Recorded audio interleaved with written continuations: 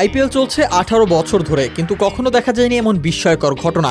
একটানা 6 বলে 6 ছক্কা, যেটা আন্তর্জাতিক ক্রিকেটে দেখা গেছে বহুবার, সেটাই এবার প্রথমবারের মতো আইপিএলে করে দেখালেন রিয়ান পরাগ। তবে মজার বিষয় হলো, পুরো কীর্তিটা 1 ওভারে নয়, 2 ওভার মিলিয়ে এই কীর্তি গড়েছেন রাজস্থানের অধিনায়ক। কলকাতা নাইট রাইডার্সের বিপক্ষে 4 মে রাজস্থানের হয়ে 4 নম্বরে ব্যাট করতে নামেন রিয়ান পরাগ। শুরু থেকেই ব্যাট হাতে ঝড় তোলেন তিনি। 13তম ওভারে মঈন আলীর প্রথম বলে 1 রান নিয়ে পরাগকে স্ট্রাইক দেন হিটমায়ার। এরপরে 5 বলেই 5টি ছক্কা হাঁকান পরাগ।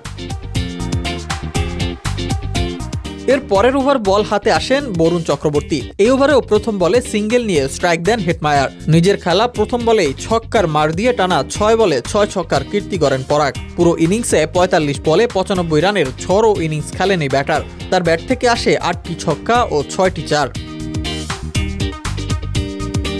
এদিকে পরাগের রেকর্ড গড়া ইনিংসও শেষ রক্ষা করতে পারেনি রাজস্থানকে। 207 রানের বিশাল লক্ষ্যে খেলতে নেমে তারা থেমে যায় মাত্র 2 রানে পিছিয়ে। নির্ধারিত 20 ওভারে 8 উইকেট হারিয়ে 205 রান তোলে রাজস্থান।